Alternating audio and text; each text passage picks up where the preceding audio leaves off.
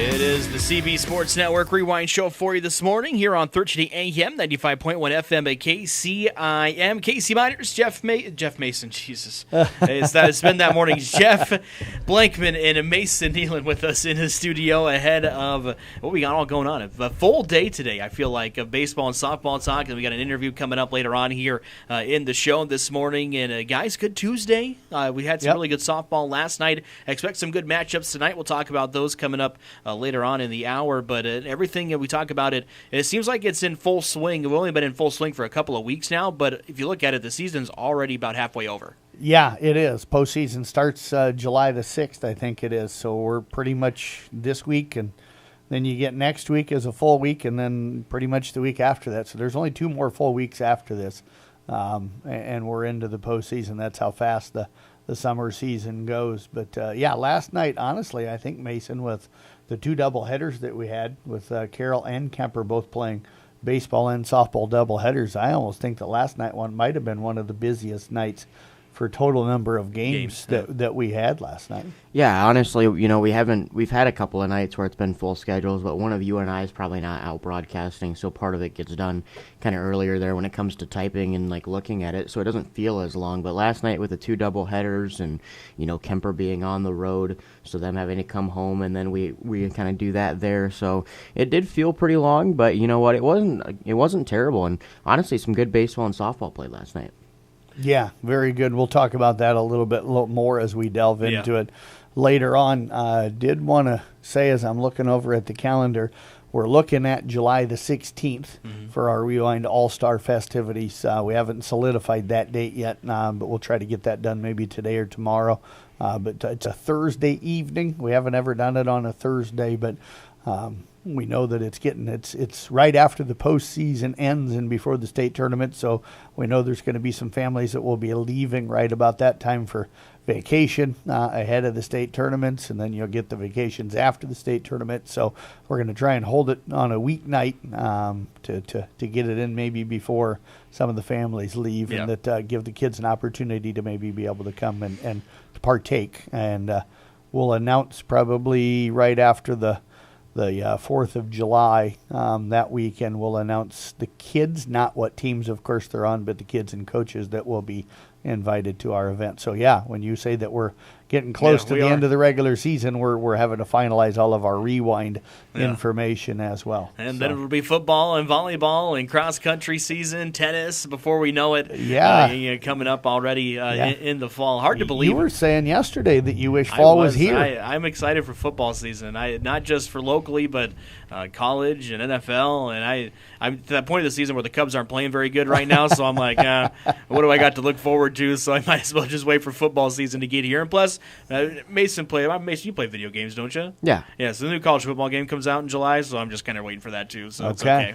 Okay, well, that's just a couple of weeks away. Oh, you don't have. I'm not ready for fall yet. I love football and volleyball and cross country and tennis season, but I'm not ready for fall quite yet. So let me enjoy summer before we get into fall. I'm just happy that the greatest player of all time is on the cover of Madden, so I might buy Madden this year. No, Caleb Williams is on the cover of Madden this year. Okay, I was trying to figure out, don't they have him doing his jump touchdown pass the or one whatever? I think it was the 4th and 8 play against Green Bay, where he threw like a jump pass on his off shoulder over the defense, and I think we ended up winning that game or something. I can't remember. Still one of the greatest postseason games I've ever watched. Yeah, that brought tears to my eyes, honestly. I'm like, the last time the Bears were good was the year I was born, and I'm like, they made the Super Bowl, and then they went on this run this year, and I'm like, oh, God, this is great. And then we end up losing to the Rams. So I'm like, well, chalk it up. We'll see next year. Get used to that. You'll probably lose to them again, right? With what? Who did Myles Garrett. Myles Garrett there now, and then what's his name's coming out of retirement from everything I'm hearing. There's been reports that Aaron Donald's going to come out, but that ain't going to happen. Yeah. You don't think so? No. I will stop watching the NFL, at least Rams games, if Aaron Donald and Myles Garrett are on the same line. That would be the scariest defensive line of all time. They had Ndamukong Suh and Donald a couple of years ago. I know. Suh was past his prime. Yeah, he was, but he was still good. He wasn't Aaron Donald good. Well, but who knows how good Aaron Donald He wasn't will out be stepping when he on comes people's back. heads with his cleats.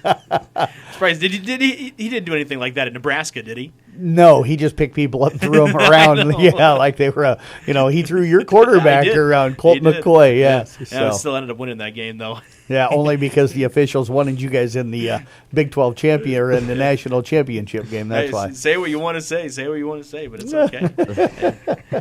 We have got an interview coming up late in just a little bit, guys. We'll talk about it here in a minute. Porter Snyder with the Cass shooting team, I believe, here in town, got the chance. Are they going to a national event, aren't they? They qualified for one of those, if I believe correctly. Yeah, and I don't know where it's at. Nathan Cones, our news director, who is going to be the guy you're going to hear interviewing Porter, did a news story on it, and I know it aired yesterday, so it is available on the website, and he'll have all the details in that. But, Porter ended up being, I think I wrote it down right, the rimfire rifle champion. I grew up hunting, but I never got involved because we didn't offer this type of stuff when I was growing up. So couldn't tell you exactly what that is and what the competition was. I know that they have to fire real quick, and it's all based off of time. Nathan will discuss it with Porter in the interview, and they'll explain it probably better than I can. That's part of the reason why we let Nathan do the interview and stuff. So, but we Nathan got a chance to catch up with him. I think it was either late last week or early this week. But congratulations goes out to Porter. We thought it was something pretty cool. So we wanted to make sure that our Rewind listeners got a chance to listen to maybe one of the high school kids that we don't always get a chance to talk about and promote a little bit of a sport that probably doesn't always get talked about on here. Yeah, for sure. We'll have that interview coming up for you after the break here on KCIM. Hi, this is Leah Lechtenberg. I am a speech-language pathologist at St. Anthony Regional Hospital in Carroll. I just want to take a minute and let you know about the great services the speech therapy department offers. We provide services for speech, language, cognition, voice, swallowing, and much more for patients ranging in age from 2 to 102 years old. Whether it be a young child who just doesn't seem to be talking or an adult who is recovering from a stroke, we are here to provide you with quality services. We are able to provide our patients with the most current therapy approaches and technology available. Here at St. Anthony's Speech Therapy Department, we want to help you make improvements, reach your goals, and get back to life. The St. Anthony Rehab Department offers the best in rehabilitation services. To learn more, please contact St. Anthony Rehabilitation Services. The results you want and the care you deserve. Welcome back to KCIM's Sports Rewind. I'm Nathan Cones, kind of making a rare appearance on the show here, but I've got a very interesting guest joining us this morning. It is Porter Snyder, who is the state champion with the Scholastic Action Shooting Sports Program, part of the Cass team. For starters, Porter, thanks for joining us. Thank you for having me.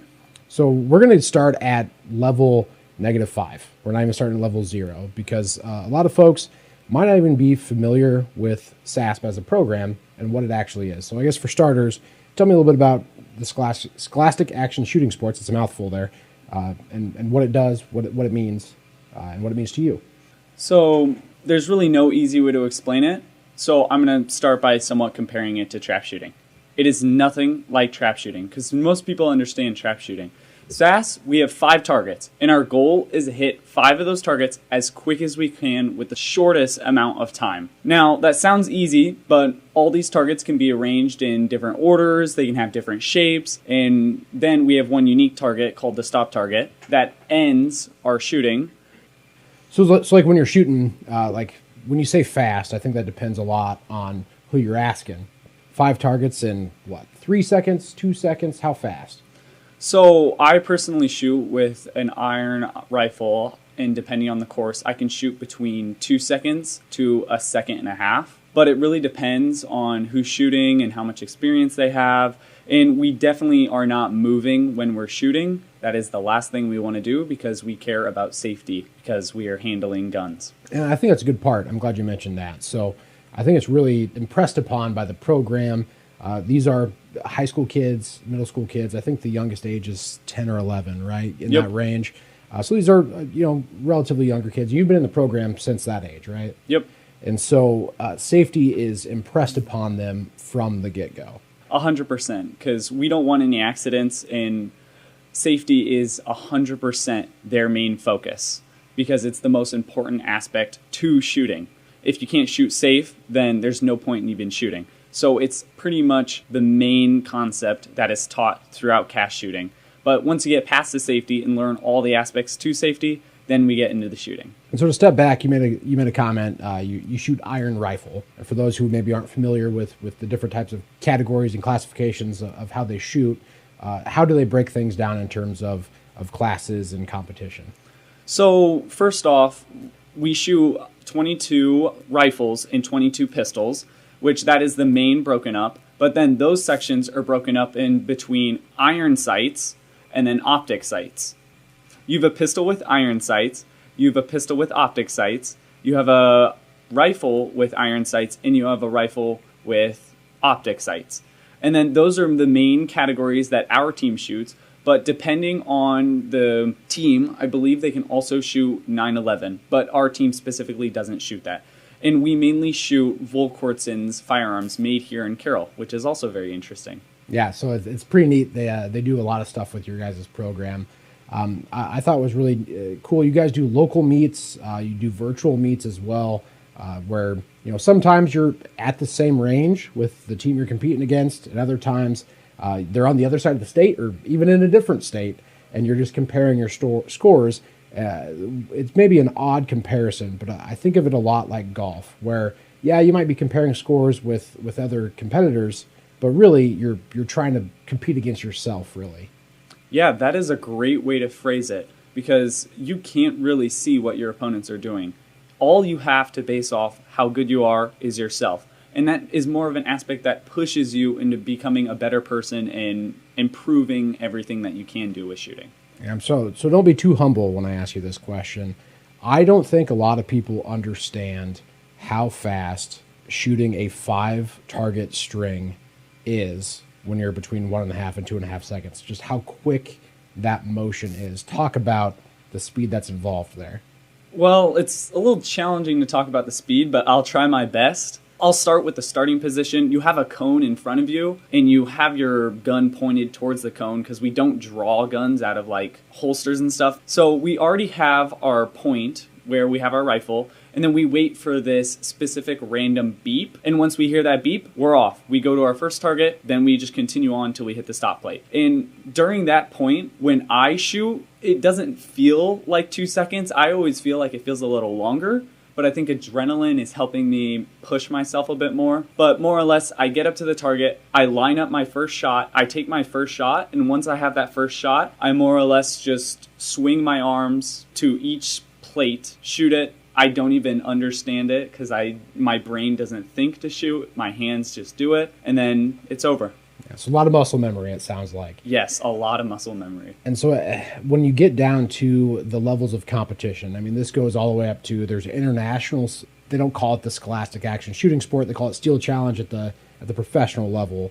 But you competed at the State Challenge, I believe, into May is when that was. Yeah, and so that's where you took the title. So talk a little bit about the class that you shot for that. So the 3 guns I shot was iron rifle, optic rifle, and iron pistol. I am really good at the rifles. Pistol is another story, but we don't have to talk about that. So I like shooting the rifles the most, and my iron rifle score added up on the 4 stages that we shot was the best in the state. And so we're talking here as an individual. So you're the individual champion in the men's class for that particular category of gun, but it's also a team competition as well, where you have groups of students competing against other groups of students from out of the state. So talk a little bit about the team aspect of the sport. So the team aspect, more or less, is you have 4 people on a squad, and those 4 people shoot 4 courses of different setups for plates. And then once those times are done, they're all put together to create a total team score. And then that total team score is taken and then compared to other teams.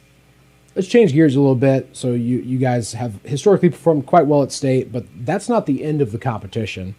There's a national competition that you guys go to in the summer each year. That's out in Ohio, and that's a whole different ballgame. Yes, it is. Throughout all the years, we've had individuals on our teams, groups on our teams go up to nationals. It's been a while since I've been to nationals, but I'm going this year, and I'm super excited to see what it's like. Last time I went, it might have been maybe after COVID, but it's definitely been a while for me. But I am ready to shoot nationals, and it's going to be amazing. What are your expectations? I mean, was this a personal best for you at state, or do you have some pretty high goals for nationals? I want to have high goals for nationals because I want to push myself and be better. So, and I know there's going to be a lot of competition because it's everyone in the state. So that's putting a little pressure on me, but I'm ready to try my best and shoot the best that I can. And so we're going to wrap things up here, but if this is a sport maybe you're hearing about for the first time, talking about you, the listener here, how might someone get their child involved in the sport? So here in Carroll, we have a program called CAS.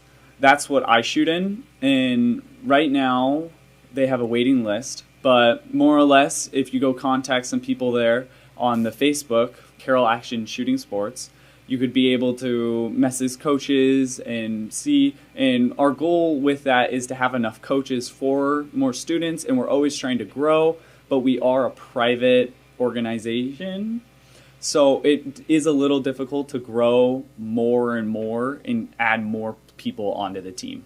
Yeah, so it's always a challenge. You're balancing how many athletes, if you want to use that language, or shooters you have versus having enough responsible adults to keep an eye on your shenanigans that you get up to, I'm sure. So Porter, we got to wrap it up. I want to thank you for your time and stepping in with us. Thank you for having me. She needs an adult in her life to hang out with or go to the movies with. But it's not about the activity. It's about having a mentor. Someone who shows up, listens, and shares a laugh. Someone like you. There are kids in your community who want guidance from someone who cares. If you believe in the value of giving back, become a mentor.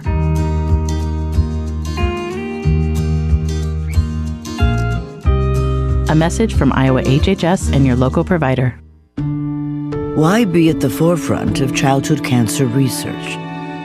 At St. Jude, we do it because every innovation we make is a moment we give to children with cancer everywhere. But we can't do it without you. Help St. Jude give children with cancer more moments. Moments that can last a lifetime. Learn more at stjude.org. This week at your Carroll Hy-Vee, stock up and save. Grab Pepsi 12 packs for just $5.99 each when you buy 3, and Frito-Lay chips are only $1.99 each when you purchase 3, plus Jack's Pizzas just $2.98. Stop by Hy-Vee and save all week long.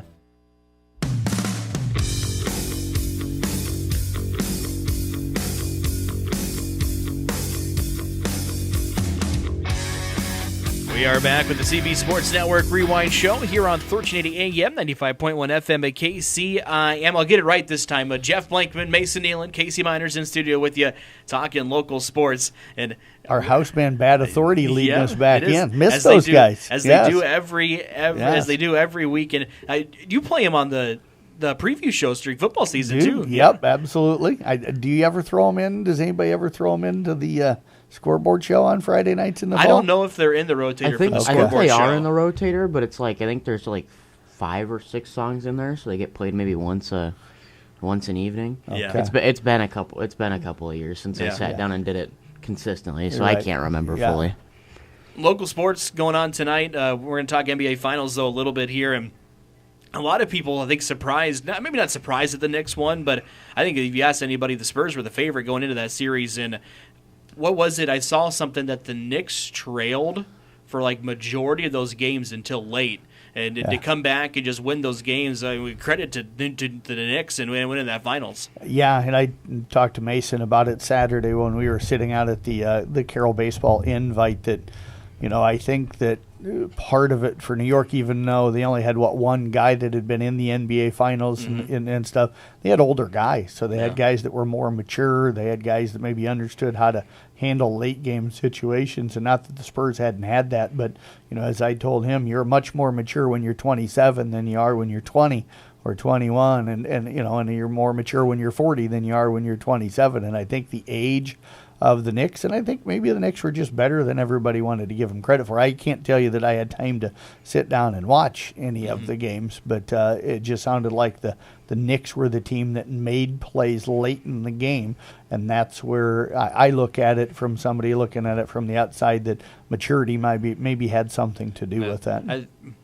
was Brunson the only one that's been to a finals? Because was he on the final? Was he with the Mavs No, when they it wasn't went? him. It It was OG Anunoby was in the finals because he was with the Raptors when they won the title. But Brunson, he made some key plays. Yeah, I was going to say, none of those guys. I mean, Karl-Anthony Towns spent all those years in Minnesota when they were not very good. Brunson was in Dallas before they were good. And then I think the year after he left was the year they went to the finals. But if I'm a Spurs fan, you kind of look to the future and you go, we're screwed when it comes to the point guard position because we're paying De'Aaron Fox like $60 million a year to suck in the playoffs, and we have a young point guard in Dylan Harper who's like the future of your franchise with Victor Wembanyama, and you don't know what to do because you're like, we start him, but then we have $60 million rotting away on the bench. Oh, they'll trade him. Yep. The only bad thing, though, is I saw through like some of the reports that I was looking at and some podcasters that do NBA stuff is just like $60 million, played terrible in the postseason. How do you get him off without losing all of your draft capital? Because they're like, what team's going to want De'Aaron Fox for 3 years, $60 million a year if you're not going to give up 2 first-round picks? So. Yeah, they'll have to swallow, I'm sure, some of his contract to get rid of him. And what was this, his first playoff run too? So maybe it might have been. Yeah, so maybe he'll learn a little bit. But I think if you're the Spurs, you got to be disappointed because even when they were down 3-1, I'm like, they could have swept that series if they would make a play late. And they just didn't know how to make plays late. But that'll be a learning experience. Most teams, if you look back over the history, you don't lose in the NBA Finals to learn. You end up getting beat, like in the, conference finals or something like that. And then, you take your growing steps there. And for this San Antonio team, they just happen to be able to – they're a horrible matchup, I think, for Oklahoma City. And they were able to get past them, and then they had to learn their learning lessons in front of everybody in the NBA finals instead of losing in the conference finals to kind of have that grow-up type of a season. So I see something that this was like one of the most watched finals in NBA history. Yep, yep. Well, you've got some great players. And New York was involved first time, since 1998, I think they were in the finals, and they win their first NBA championship since 73. So, yeah, it's interesting. People say that the NBA is dying. It's not. It's still really popular. They're selling out arenas, breaking, records for the amount of people that are going to games the last how many years. The TV ratings may be down, but if you look at add in all the streaming and all of that type of stuff, they're doing fine. The NBA's doing just fine, and now they've got a whole new batch of young, great players that they're going to be able to build around, and hopefully Victor Wembanyama is going to probably be one of those, but hopefully he takes this as a learning lesson. I got to ask, because like I said, didn't get to watch any of the games. I certainly watched highlights every night. A lot of rumors that he's a little dirty. How much truth is there to the fact that maybe he needs to quit being a dirty guy that's maybe out there trying to injure people at times? There's plays that look questionable. I mean, he's taken some swings at guys, and I mean, I know in the Timberwolves series he got a flagrant 1 for kind of turning the corner on a guy and hitting him with his elbow, but I think in his mind he's just playing physical, but when you watch it, it's like, yeah, it's a little crossing the line, and you worry about that sometimes with those foreign players because the rule is different for their league when they grow up and than the NBA, so you see a little bit of that crossover sometimes. But I don't know if he's intending it to be dirty or if it's just it just kind of naturally happens. Yeah, because he's not the only foreign player, but the foreign players right now are dominating the league. That is for sure. Absolutely. The best players in the NBA, I would say probably 7 to 8 out of the top 10 players in the league are foreign-born players,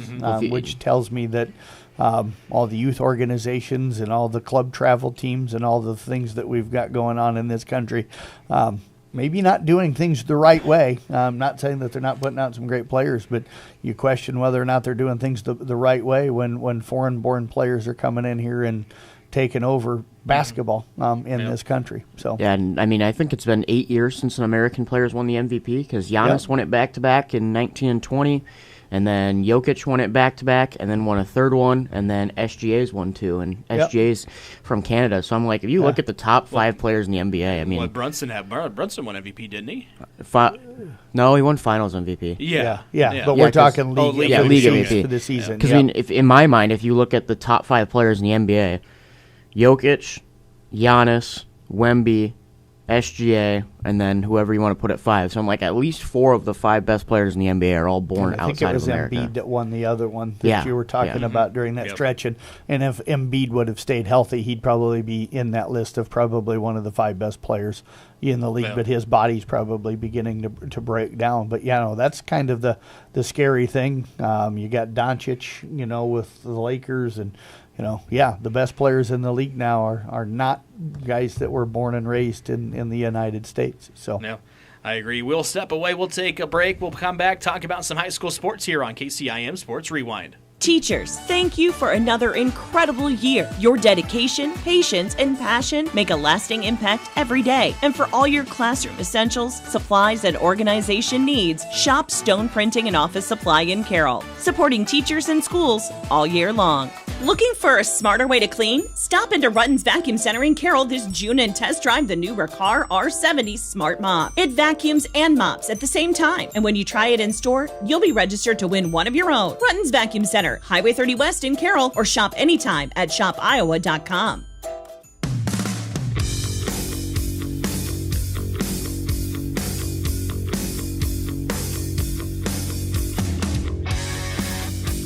We are back with the CB Sports Network Rewind Show here on 1380 AM, 95.1 FM at KCIM. KC Miners, Jeff Blankman, Mason Nealon in studio with you guys. And we hinted on it a little bit earlier that it's getting down to the end of the baseball and softball season already. And we've got some teams playing really good right now. And we talked about, I want to mention something. We've got a big softball game tonight, not on the air, but Exira going to Riverside for a really big matchup just because Riverside last night knocked off Loma. I was just going to say that. I looked in Riverside, number 10, knocked off number 5 Loma. And the funny thing for Exira is, for some reason, you look at their schedule and you'll go, okay, they got Tri-Center to start the week. Ooh, Riverside on Tuesday. Oh, Loma on Thursday. It's like... they kind of put those games in that slot, and I'm like, there's weeks where these girls are going to come out battered and bruised, but, if you can get through the week with just one loss, maybe, I mean, if you give up a loss to a Riverside or a Loma, it's not going to kill you, but, those girls, I mean, you watch them down there, they're legit. I saw them at the start of the year, and I've seen them, at media days and stuff like that. They're a legit contender to make a run at state. So they're a team that I don't want to see, especially if they can get save Riley some minutes. I'm not shocked if they throw her tonight and tomorrow. But I mean, Taryn's just not as Taryn started last night, but she hasn't thrown a ton this year, I know. and I think that's probably impacted her a little bit. But they've got a great 1-2 punch in the circle, and it's led, of course, by Riley, or 2-time defending Rewind Player of the Year, and certainly probably a candidate again this year. We haven't discussed anything, but you would think that as the 2-time Player of the Year defending, that she's probably going to be in that discussion again. But, if they continue to hit the ball, I think that's been the biggest thing for them as of late. I know last night they kind of struggled to hit against a pretty good pitcher from Tri-Center. But the nice thing about being in that league this year, you've got 4 really dynamite teams. Oh, yeah. That are kind of chewing each other up. And the really nice thing about it is, with their 2 late losses to Missouri Valley and Loma already this year, and losing both of those in the 7th, they started the year ranked 3rd and haven't really fallen. They're sitting at 4th right now, and they're sitting 10-2 on the year. So those kind of losses haven't hurt them. Hopefully they can get through this week. Hopefully last night, I'm not going to say a wake-up call, but hopefully it was the struggle game maybe of the week. I don't think they're going to go out and put 15, 16 hits and 15, 16 runs on Riverside tonight, but they're going to have to put the ball in play and get some hits. That's for sure. And I think Riverside really looking for a get-back game too, because they lost to Exira. And if I didn't look at the full schedules, but Riverside beats Loma, Loma beats Audubon, Exira, Elkhorn, Kimballton, Audubon, and then the Spartans beat Riverside. Yes. So out of the 3 teams besides Missouri Valley, who's won 14 in a row, have beat each other. And so that the race for second place, unless Missouri Valley slips up, is going to be a tight race. And I mentioned it last week, too. If I'm Exira, Elkhorn, Kimballton, Audubon, I am happy that Missouri Valley, Loma, and Riverside are in Class 2A when it comes postseason time. Yes, yeah.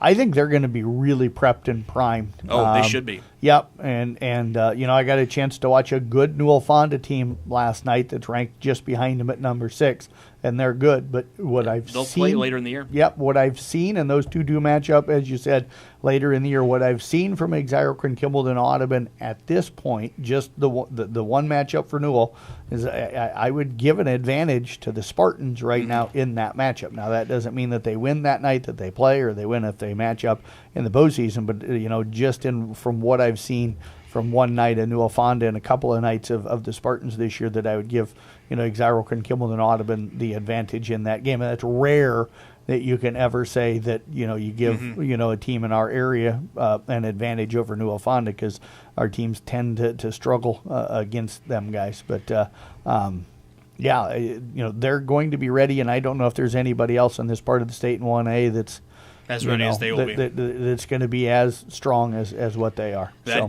also want to mention Kemper went out to Atlantic last night in softball and stuck with a very good Atlantic team. You're probably playing, despite the losses, some of their better softball this season. I think lost 5-2 and then 11-8 or something like that last night in those losses. But Kemper looked really good, starting to play, I think, a lot better after a really rough portion to start the season. Yeah, the defense has come on a little bit. I think that they've kind of figured out the three-headed pitching situation they have with Aubrey Cardiel and Charlotte Schwabe and now Addison Schoen kind of getting in there, and I think she's rounding into pitching shape. And what I mean by that is that she's throwing more, and when you throw more, you become more accurate, you become just a little bit better, and I think she's starting to kind of get into the right zone for them. They've hit the ball really well all year long.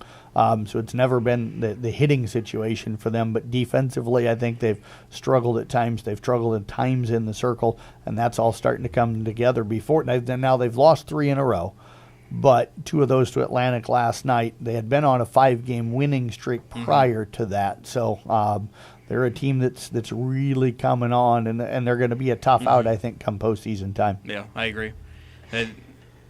Yeah, and I mean, I watched him play. I wish I could have seen him play on Saturday, because I think Glidden's a really solid softball team. So I'm like, if I would have seen them play against Glidden, would have given me a little bit more kind of a look at them, because I know I saw them against Lewis Central, against Red Oak, and I'm like, we don't cover Lewis Central and Red Oak enough for me to know how good those teams truly are. Sorry to say this, they're not very good. Yeah, so the Red Oaks, that's a tough one to judge anybody by. They're a team that's struggling right now. So. Yeah, and so that's one I wanted to look at, but I'm like, for the Kemper girls, you start, I think, 2-7 or something, or 2-8, and you win 5 straight to kind of even it up there. So, not a bad middle part of the season here. It's just kind of how you close. And I kind of want to talk about Exira one more time here when it comes to their season. For me, when it comes to the postseason for them, I think you're obviously going to know what you're going to get from Taryn Peterson batting. You know what you're going to get fielding. You know what you're going to get from a Riley Miller. You know what you're going to get from some of these girls. But somebody else is going to have to kind of step up as well, whether that's, Abby Wanzer, Anna Larson, Zoe Rasmussen, Briley Peterson. Somebody's going to have some big nights for them, because, you can only rely on Taryn and Riley so much sometimes. Everyone's got to contribute, and they've done a nice job of that to start the year. They have, and I think Riley hits the ball well. Anna Larson, if you look at her average, it's been really strong all season long. Abby's starting to come on. I chatted with her before their ICAM Manning game last week, and she's been putting a lot of time in the cage and a lot of time with the tee and working on things, and she had a big night that night, and then she had a big night last night, I think, at the plate as well. So she's starting to come on. Jordan Mulford swinging pretty well for him at the bottom of the order, giving him that number 9. So, I think the offense is starting to come. I know that's one of the things that Tom's really been, every time we do a weekly interview with him, when I talked to him before the ICAM Manning game the other night, it's all been about getting the swings corrected and getting the bat on the ball, and they'll get that done. But you're right, Taryn's elite. I said to Tom off record yesterday, and I'll just tell everybody part of the conversation. You guys give me a hard time sometimes because I always get to all the game sites extremely early. I'm an hour to an hour and a half before I start broadcasting. And if it's a JV doubleheader, or a JV then a varsity game, a lot of times I'm there before 5:30, before the JV game even starts, because I like being able to set up. I like watching the younger kids because I'm learning who I might be covering, in the next few years of the varsity. But I like watching teams go through warm-ups, and I don't know if we have a more natural, athletic player in the area than Taryn. You watch her with the way she slides across the bag when they're doing the double play stuff, when they flip it to her and stuff, and the way she slides across the bag and throws, even Tom's like, that's not something I taught her. That's just natural, knowing how to do things, understanding. I think she grew up watching her brothers play baseball, and stuff. And she's pretty darn elite. I know she's going to probably go on to play college basketball because that's her passion. But she could be a college softball player somewhere as well. She could play college volleyball too if she wanted. She could, absolutely. Probably could run track if she really put her mind to it as well. But she's awfully special. And then you throw Riley into that mix. They've got a 1-2 punch that it's hard for anybody in this area. Maybe hard for many teams in this state to match the 1-2 punch that they have with those two. And kind of talking about 1-2 punches, I talked to Coach John Waddle to kind of look at baseball here as well, and we talk about 1-2 punches, and I talked about, come postseason time, what's this going to look like? And he goes, Ty Hayden's probably one of the best pitchers in this area. I mean, hitting 90 almost every night now, and, then they're starting to slowly work up Cal Hayden. And I go, what's going to happen if you're a team that runs into Coon Rapids Bayard in the sub-state final, if and when they get there, and you start against Ty for 5 innings, and the final 2 innings you go, all right, we got a Hayden kid off the mound. Who do we got next? And you see 24 in red walk out there. I'm like, there's not many teams that can play with that level of pitching. So for them, sitting at 15-1, number 1 team in the entire state for Class 1A, they're going to be dangerous coming up soon. They are. And as Cal gets rounded into shape on the hill and can start to throw a little bit more, they're going to become even tougher. That's a special group this year. I still say the one thing that they're going to have to do is probably consistently get more production up and down the lineup. Yep.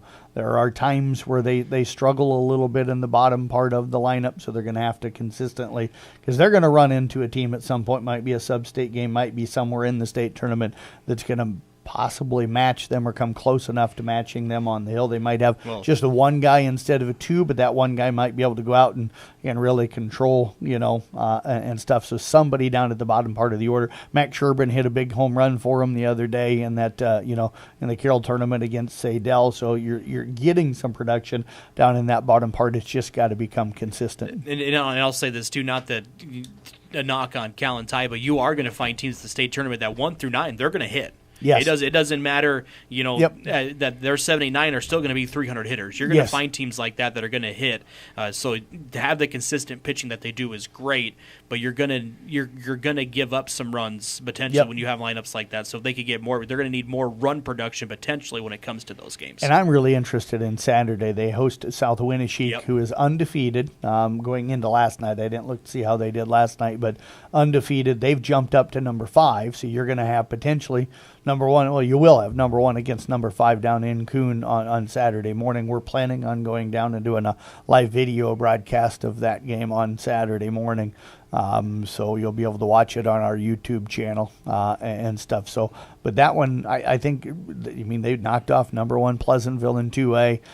They battled right with Sadell, who was ranked in 3A over the weekend. This is a really, really special group of Coon players and team right now. Mm-hmm. But we're going to learn even more about them, I think, on Saturday against South Winneshiek. Yeah, I think so too, and I wouldn't be surprised if John saves his 2 kids, if he saves Ty and Cal for that game. With how big of a matchup it could potentially be, and especially going to have to look at the conference schedule though this week and figure out who they all have, because he wants to win the conference too. So and right now Coon looking like the best team in the conference. We'll talk about that Carroll tournament a little bit. You, Jeff, were down there for the Carroll game as well. They took on MVAO-COU, and folks, I want to say this because I think Mason's mentions this to Jeff too.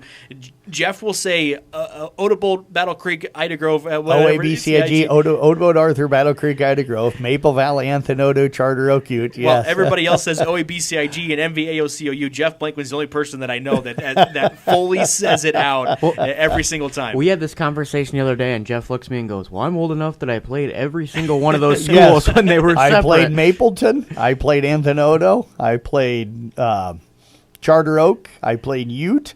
And then I played Charter Oak and Ute together, and I played Maple Valley Anthenoto together. The only one I didn't play is because they combined here recently, of course, was MVA COU. So it's pretty easy for me to have that slide off my tongue. Yeah. But they took on Carroll. Carroll ended up beating them 10-8. A really nice win for the Tigers to open up that tournament. A team that's played really good outside of conference, but dropped a couple of close games last night too. And I think a team that's starting to turn the corner a little bit and plays a pretty good baseball. Yeah, Carroll sitting 4-11. That was a nice win. They had a good come from behind to win against Newell Fonda last week as well.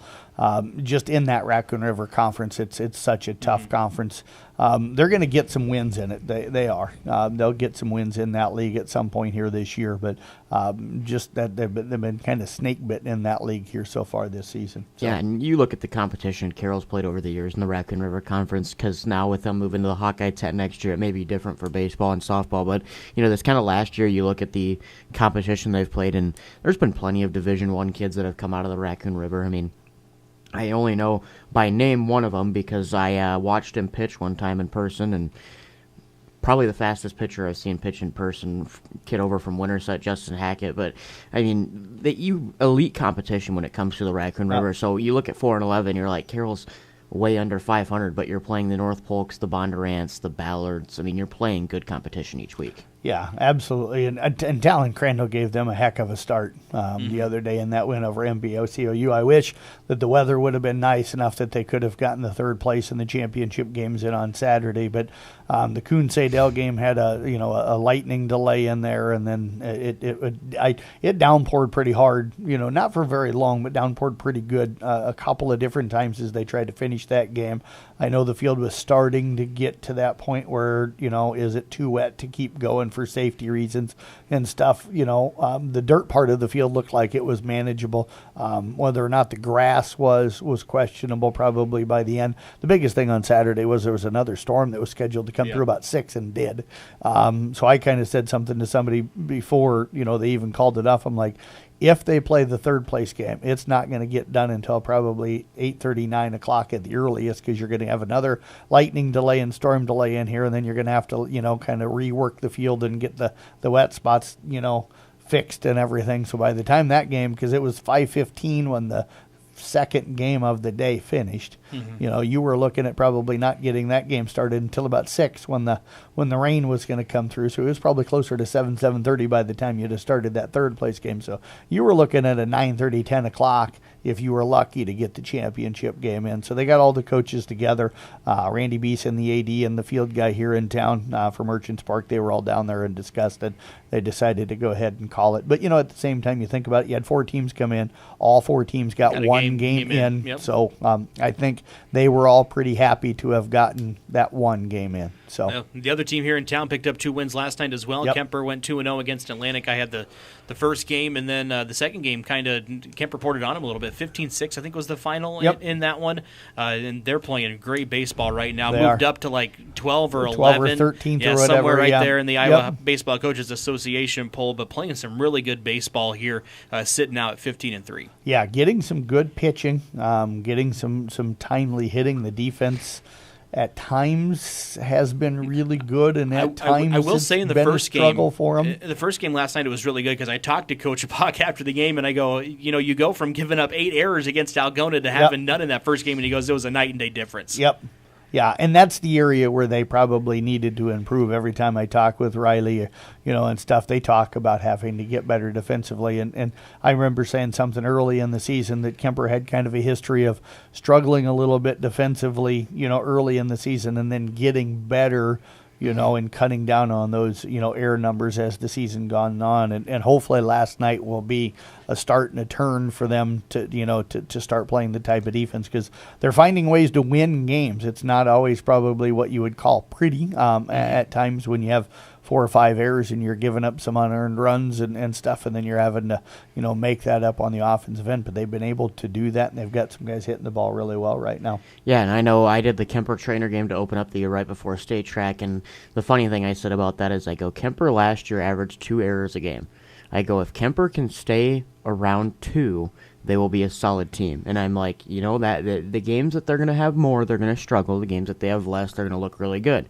And so I did that trainer game. They had 5 in that game and had to come from behind and win. So I'm like, okay, that's kind of what I saw. And I think that's kind of the story of the season for them so far. If they're above that, 2, 3, 4 error mark, it's been a really tough game that they've been playing. But if they're at 0 or 1 or 2, then they're a really good team, and they're a hard team to beat. Yeah, they're going to make some noise in the playoffs. I think so too. So this is probably, and I think it surprises some people because of what they graduated last year, and they're so young this year. But I think this might be one of the better Kemper teams we've seen in the last few seasons. So, and I think they're gonna be a tough out. I want to bounce back to softball here real quick because a really bad loss in a way for Glidden Ralston last night over at Woodbine. You go over there with a chance to kind of take complete control of the Rolling Valley. You'd really been dominant all year long against teams in that conference.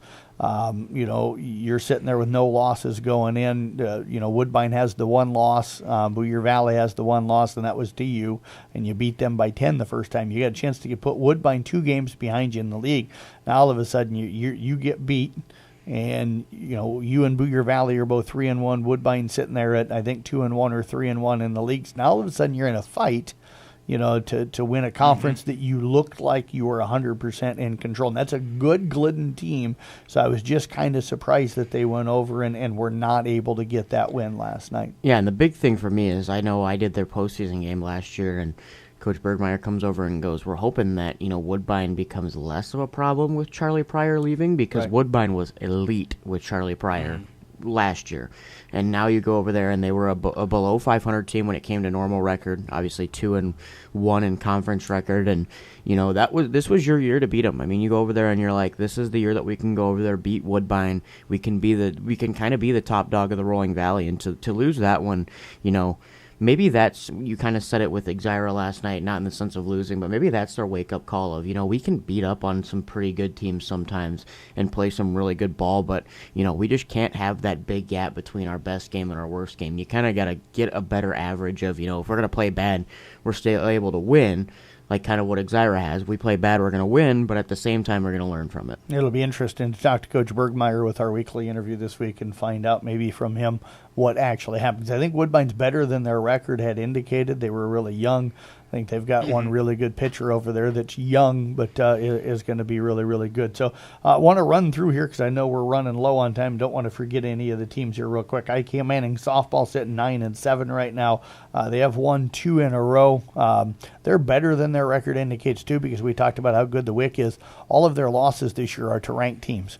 But they finally last week against Griswold got a win against a team above 500, and I think that was something that they really needed to do to be able to kind of prove, how good they're playing. Coon Rapids Bears sitting 4-6, but they're 3-2 in their last 5 games. East Sac County fell to 3-3 last night, but hitting the ball well, just got to get consistent. Last night 9 errors, gave up 10 unearned runs to lose to number 6 New Alfonda 13-8. So that was a game that maybe they let slip through their fingertips.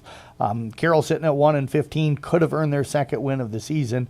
They were a leading Maple Valley Anthony Charter Oak Ute at the tournament over at OABCIG on Saturday when it got rained out. And they're now going to play those girls coming up. I think it's this Thursday, if memory serves me correct. So that's going to be a new game on their schedule. Arweva still searching for their first win of the year. They're sitting 0-8.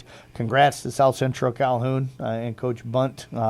They got their first win last week, outscoring West Bend Mallard 17-10. And then over on the baseball diamonds, Arweva not having a lot of games in, kind of similar to the ESAC softball team. They're sitting 3-4, but got a really nice win over a pretty good Boyer Valley team last night on the road.